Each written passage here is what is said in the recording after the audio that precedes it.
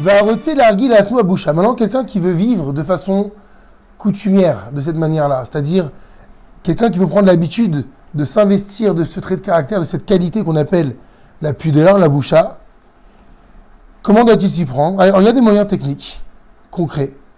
Le Rotzalikim nous dit Yeshev tamid lifne mishimid be'eshmenu, qu'il reste constamment en compagnie de gens envers qui il a honte. C'est-à-dire qu'il soit toujours en compagnie de gens, entre guillemets, qui l'impressionnent, où il se sent, où naturellement, il se fait petit. Par exemple, des rabbanim. Il y a des rabbanim partout. Tu vois, ce que tu vas ressentir comme humilité, comme pudeur, c'est ça qu'on appelle la boucha ici. Donc quelqu'un qui veut s'habituer à ressentir ce trait de caractère qui est évidemment positif, alors Yeshev Tamid Ifne Mishmid Beishmenu, qu'il siège devant celui envers qui il a constamment la boucha. Ve'ad Yichalel Adar Panav Lishol Mi Ben Adam. Autre chose, il ne faut pas perdre Hadar. Hadar, c'est-à-dire sa dignité. Il ne faut pas profaner sa dignité constamment en demandant service aux autres aussi. C'est ça la notion de boucha. Il faut toujours avoir cette barrière, parce que si constamment tu commences à demander des services, et tu peux m'aider, et tu peux faire ci, tu peux faire ça, la boucha elle disparaît. Tu n'as plus honte d'interpeller, tu n'as plus honte d'interrompre. Donc c'est ce qu'il te dit ici. Il faut t'accoutumer également à ne pas perdre sa dignité en demandant constamment service aux autres. Car si un homme, justement, perd cette dignité-là, il ne trouvera pas facilement quelqu'un qui saura la lui rendre, cette dignité.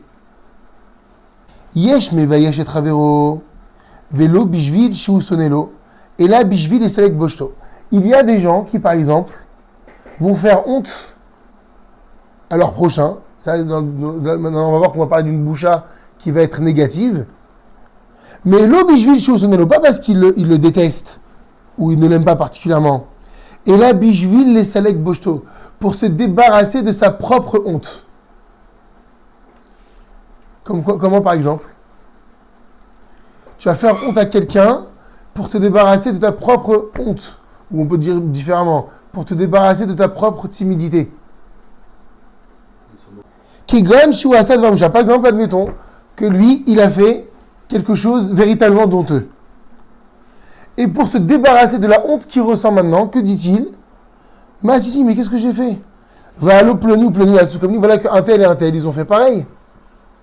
Donc en réalité, pour se débarrasser de la gêne qu'il est en train de ressentir, il remet cette honte-là sur quelqu'un d'autre. Ou basé, et donc du coup, qu'est-ce qui va se passer à cause de cela? Mais quel boshto mais nous, du coup, la honte qu'il va ressentir, elle va s'alléger.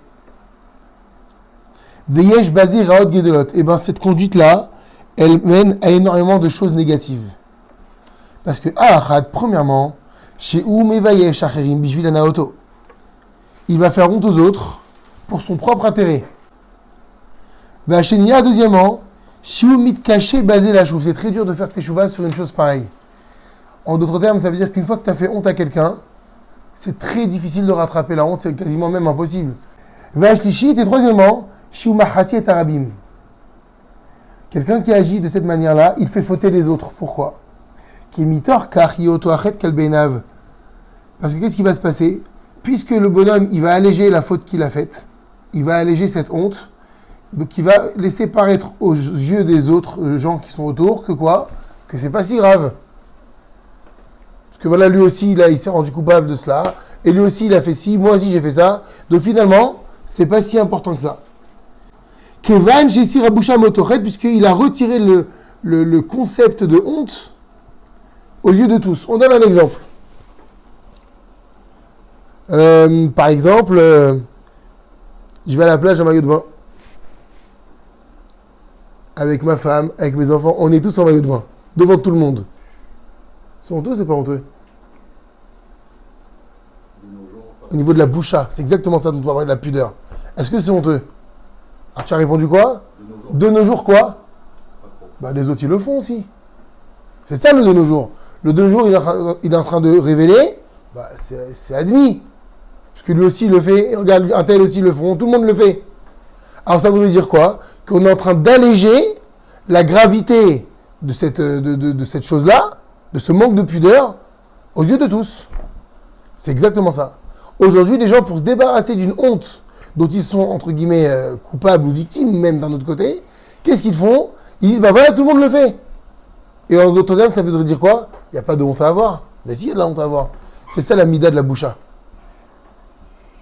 Vive mon mère, sheker al achirim. Si maintenant cette personne-là, elle dit un mensonge sur d'autres personnes, qu'aider à laquelle boshto, afin d'alléger ce sentiment de honte qu'il ressent, alors évidemment c'est encore pire, là, parce que là il ment.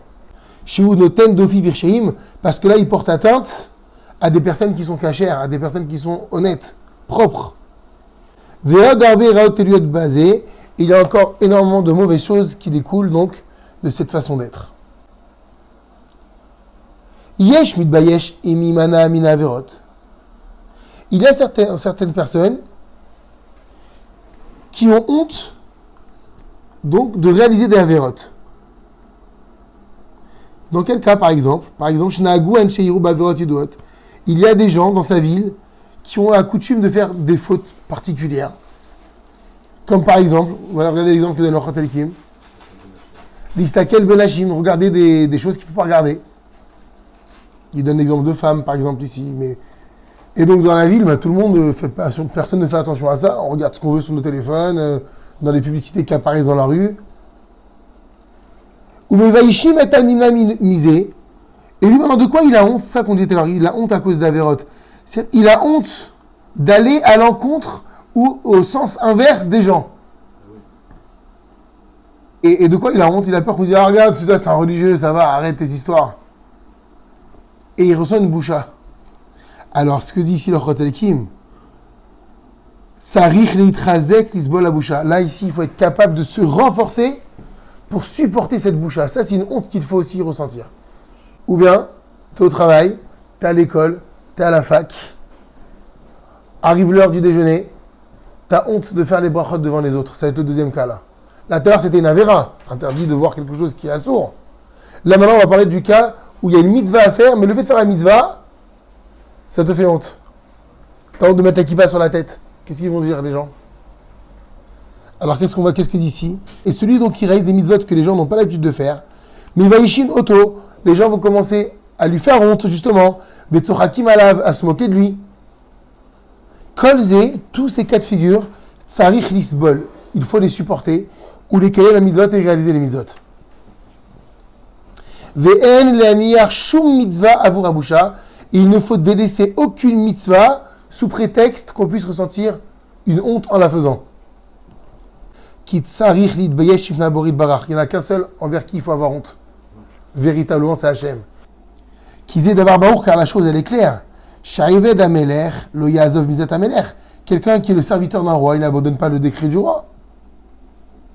Gam mizbol boucha gedula minaola masuchakim alav. Même s'il doit supporter la honte du monde entier qui se moque de lui, dès lors qu'il faut accomplir ce que le maître il a dit, la honte ne doit plus rentrer en ligne de compte. C'est à ça qu'il faut penser. Dès que tu vas ressentir une gêne dans ta Torah, dans tes mitzvot, pense à Kadosh Baruch Hu. Ou Misheno Sovel Abusha Bimkam mitzvah. Et celui qui ne supporte pas donc cette honte au moment de la mitzvah, ou Mitbayesh la cette mitzvah, et donc du coup, il n'arrive pas à accomplir la mitzvah à cause de cela, et qu'il abandonne le droit chemin, le bon chemin, à cause de cette boucha, zo abusha ra'meod. Ça, c'est un véritable défaut de la boucha. Donc, on voit bien que dans cette mida de boucha, il y a des côtés positifs où il faut être pudique, il faut être timide, et il y a des côtés négatifs où non, là, il ne faut pas avoir honte. Donc, c'est en ça que c'est une mida. C'est un dosage à équilibrer pour pouvoir bien la maîtriser. Vechen, ainsi, imit bayesh lodot alemet, si quelqu'un a honte de reconnaître la vérité, est-ce que c'est honteux de dire la vérité? Tu as fait une erreur. Maintenant, c'est vrai que quand tu reconnais que tu as fait une erreur, qu'est-ce que tu vas ressentir? La honte. Et bien voilà ce que dit le Chot Sadikim, Zo Aboucha Ra'ameot. Ça, c'est une mauvaise honte. Il n'y a pas à avoir honte de reconnaître la vérité. Au contraire, on verra que c'est une autre qualité, la qualité de dire le Emet. Vechen, et lui dit même, Gamze Choli Rameod. C'est carrément une maladie véritable. Le fait de ne pas reconnaître la vérité, c'est une maladie. Pourquoi? Parce que qu'est-ce que ça va amener? Ne pas dire la vérité, c'est pas mentir. Mais forcément, le virus, il va s'étendre. Et là, ça va devenir une vraie maladie. Choli Rameod. J'ai même envie de traduire Choli Rameod par un cancer. De ne pas reconnaître, c'est tort, ça veut dire. Vechen, ainsi, imit bayesh lo chiar ben adam, ou tsavot lehem alatov, si quelqu'un a honte de réprimander son prochain et de lui indiquer la bonne voie à suivre, là aussi, ça ne va pas être bon. Parce que si tu as honte, alors attention, quand on parle de réprimander ou de faire des reproches, on a dit que le reproche, c'est tout un art. On ne peut pas faire des reproches comme ça. Mais admettons qu'on soit en mesure qu'on dit réprimander, encore une fois, c'est pas péjoratif, d'indiquer la route et on le fait pas, c'est une mauvaise boucha. Vechen, ainsi, im yeshev lifnei rabo, il est assis devant son rave. Ou mitbayesh ishol ma sheno yodea. Et il a honte de demander quelque chose qu'il ne comprend pas. Il a honte de poser des questions. Hen katan en gadol, que ce soit quelque chose sur un sujet facile ou difficile. Et bien, zemegune meod, c'est quelque chose qui n'est pas bon. Va'amru rachamenu, et nos rachamim m'ont dit également dans les Pirkei Avot, lo abaishan lamed, quelqu'un qui est baishan, donc quelqu'un qui ressent de la boucha, quelqu'un de timide. Lamed, lui, il ne peut pas apprendre. Pourquoi il ne peut pas apprendre? Parce qu'il est timide, il ne pose pas de questions. Et donc, du coup, il reste constamment avec ses problèmes. Et là, derrière Yisharahi, mais voici le droit chemin à suivre. Chez lo yidbaesh lishol ma sheno yodea, c'est ça le principe, de ne pas avoir honte de poser des questions. Il n'y a pas de honte à avoir. Allo tiré David Melech Israël. Ne peux-tu pas apprendre cette leçon de David Amelech lorsqu'il a dit dans les Teilim 119, Va'ada bera bedo techa neged menachiv loevosh. David Amelech, il dit, je parlerai de tes témoignages devant des rois et je n'en aurai pas honte. Et là, ce qui va être intéressant, c'est que le Chatzadikim, il dit Chassid nikra al shem abusha. Le chassid, c'est quoi un chassid? C'est quelqu'un qui est, alors, on traduit par pieux. Quelqu'un qui est zélé dans les mitzvot. Ça veut dire que c'est quelqu'un qui fait, en général, plus que ce qu'on lui demande. Alors, le Rav, il dit ici, Chassid nikra al shem abusha. Le terme de chassid, il est basé sur le nom de la boucha, de la honte. Donc, il y a un rapport entre le mot chassid et le mot boucha. Comment? Alors, regardez. Qui chassid, le mot chassid, les shon lavan, c'est un terme de blanc, de blancheur. Comment? Qui targuma shel chassida ou chavarita. Parce qu'on voit que chassida, c'est quoi chassida en hébreu? C'est une cigogne.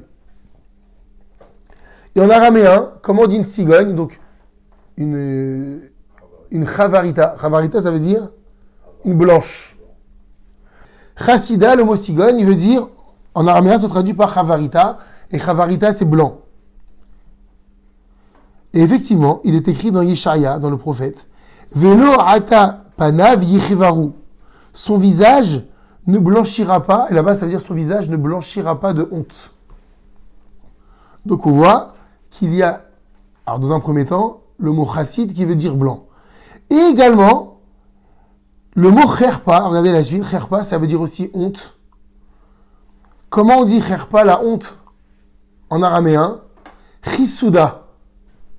Vous avez vu que dans les deux sens du terme, que ce soit en hébreu ou que ce soit en français, le terme de chassid apparaît, que ce soit au niveau de la honte ou au niveau de la blancheur, de la même manière.